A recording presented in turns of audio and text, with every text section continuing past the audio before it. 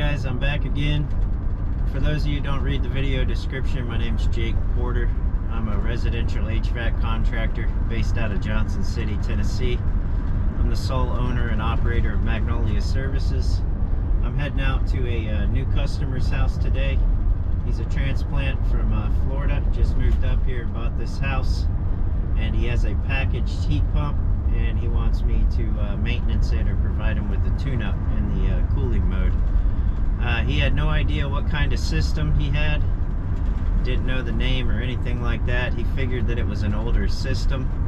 I always suggest people, before they buy a house, you really should have an HVAC company come out and inspect the system. A lot of people don't do that. They rely on the home inspector, and sometimes people pay dearly for that. Home inspectors are looking at general stuff. Most of them don't know much about HVAC, so I always suggest people do that. I'm going to go out and do a maintenance on this. This is at the edge of my service area, but he was referred to me by a realtor that I do some work for, so I want to make sure I get out there and get him taken care of. This is a first-time maintenance for me, so I would charge $250. I have no idea what condition the system is in. He is a military veteran, so he'll receive 5% off of that, so it'd be $237.50. I round that down to $235 even. I expect it's going to take me a few hours to do the tune-up. They typically about 3 hours or more. Sometimes I can get away with 2.5, but typically it takes 3 hours or more to do a first-time one. So that's what I got going. I'm going to take you along for the ride, and hopefully I can record out there while I'm going through my process. I can only normally do in the spring and the fall. I have customers that wait until the middle of summer when it's in the 90s outside, and they'll ask me to come do a maintenance, and I just tell them, look, I don't have time to do a maintenance. I don't make as much profit on these maintenances. This customer, for example, I have to drive about 30 miles each way to get to this house. So, you know, financially it doesn't make a whole lot of sense, because the drive time, I lose time on the drive there and back, and then while I'm at the house, and then my hourly doesn't work out real well, especially by the time you consider I pay tax on it. So, yeah, it's just something that I have to try to knock out in the spring or fall. People that call me in the summer, I can say I can come give you a real simple, sorry, my GPS, will give you a real simple clean or something, but I got to charge them at my service call rates. I can't do a maintenance in the middle of the summer. I would be turning down work where I make a much higher profit in order to do the maintenance, and I just can't really afford to do that. I make a lot of my money in the summers, and then I have to stash money like a squirrel to make it through the winters, especially if we have a slow winter. The drain's busted off. I stuffed it back in there. The pipe is broke off inside there. I'll just set it in there right now. This is what it looks like. I'll talk in the van on what's going on with it. I'm not going to proceed with the maintenance on this one due to multiple issues I found right off the get. I just got done paying my tangible personal property tax for my business in the county. Every year, as a business owner, a class 4 contractor, I have to pay tax to the city and to the county on all my tools and equipment, my van, my cell phone, my computer at the house, computer desk, file cabinet. It's hard to believe that when you buy all this stuff you have to pay tax, and then you have to pay tax on it again as an asset. So I just keep getting taxed year after year after year.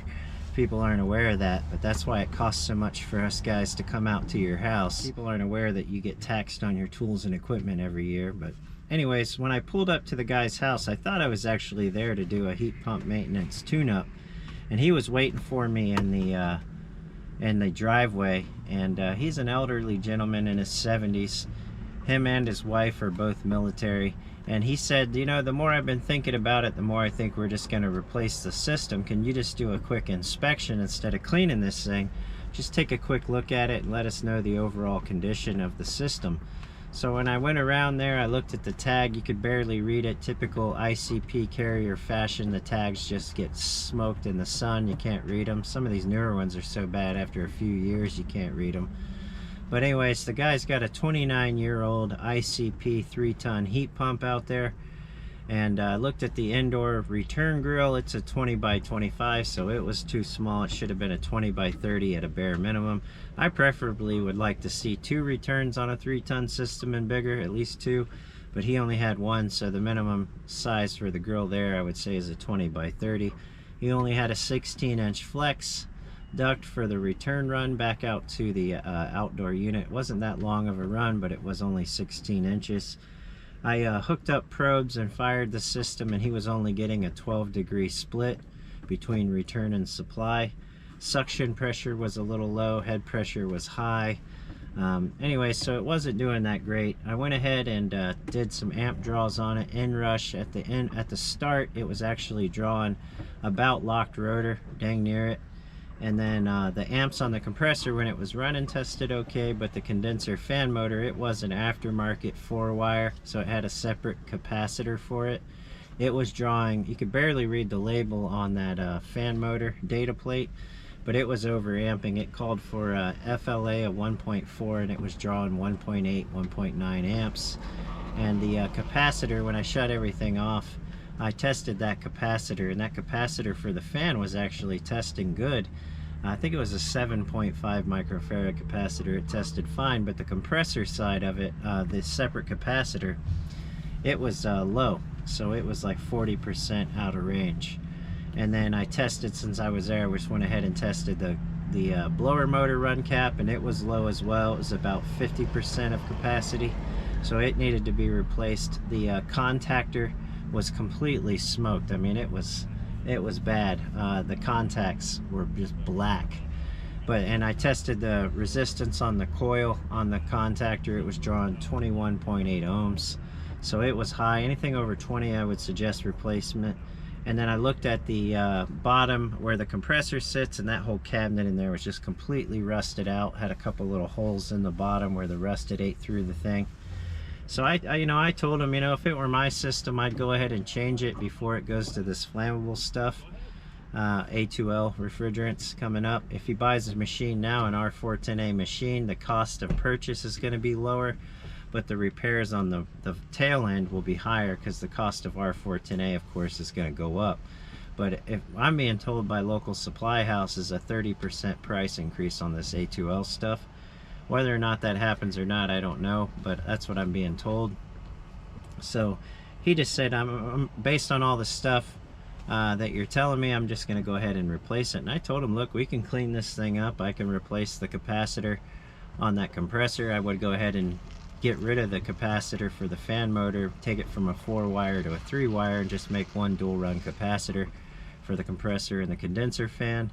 I would have also replaced the condenser fan motor. I would advise that. Now, whether or not he did that or not, that would be up to him. But being that it's overamping by half an amp, it will end up dying on him. But, it could last a year or two like that. You just don't know. But if they're overamping, it's a good indication that you got something going on and you need to go ahead and replace it. So I would have replaced the condenser fan motor. I would have done the dual run capacitor. I would have done the blower run cap, and I would have done the contactor, and then also the drain was broke off, so it had snapped. Someone had hit it and snapped the drain off. So that, on those threaded, it's a male thread, it's a female slip, the male thread part had broke off in the actual factory drain connection. So I told him I could fix that too. I would have stuck probably a hole saw in there, drywall hole saw, got a hold of it and twisted it out. Maybe you could have sawed into it and got needle nose. I mean, there's lots of different ways you can get that, but back that out and then just slid a new one in and reattach the drainer. Probably had to put a new trap on it and a little run, but nothing major on this system, that it had to be replaced. Now, I don't know what the charge would have looked like after I got it cleaned and everything. I would have had to dive deeper and looked at the superheat and everything on the test out once all that stuff was done. But I don't blame him for not putting money in a 29-year-old system. The guy said, I don't want to put good money to bad, and I was like, yeah, I wouldn't personally. If it were mine and I didn't have to pay somebody, I'd do that stuff. But if I'm paying somebody, I probably would just scrap it and get this system now with a 10-year parts warranty, and just wash my hands of it. Now, he asked me if I could quote on that system. I told him that I wasn't interested in quoting on it. I don't quote on packaged units. I don't do them. I don't have anybody that can legally be on the job with me to help set those units. So I just told him I'm not interested in quoting on the system. So I gave him the number to a guy that I know that does a couple $1 million a year in business, and said, hey, you could try him, or look on Google or Yelp, look for contractors that have good reviews that service your area, and you know, someone will get you taken care of. That's what most people make their living on, is on changeouts, equipment changeouts. So I told him I wasn't going to bid on it, though. I'm just not interested in trying to do that one.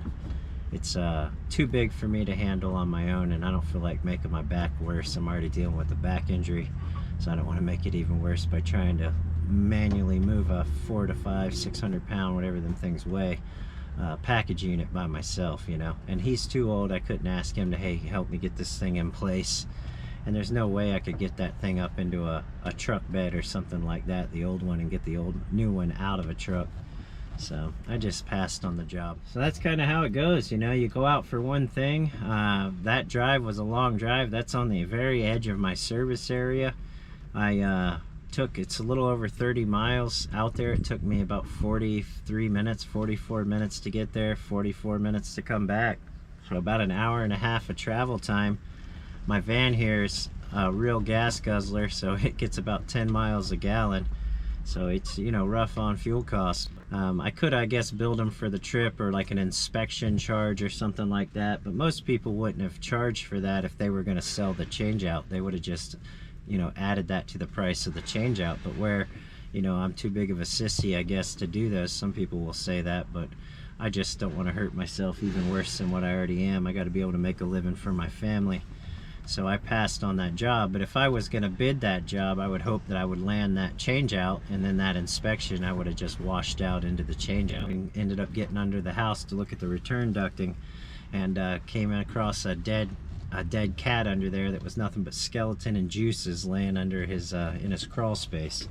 So it was not a pleasant experience, covered in cobwebs. You know how that goes.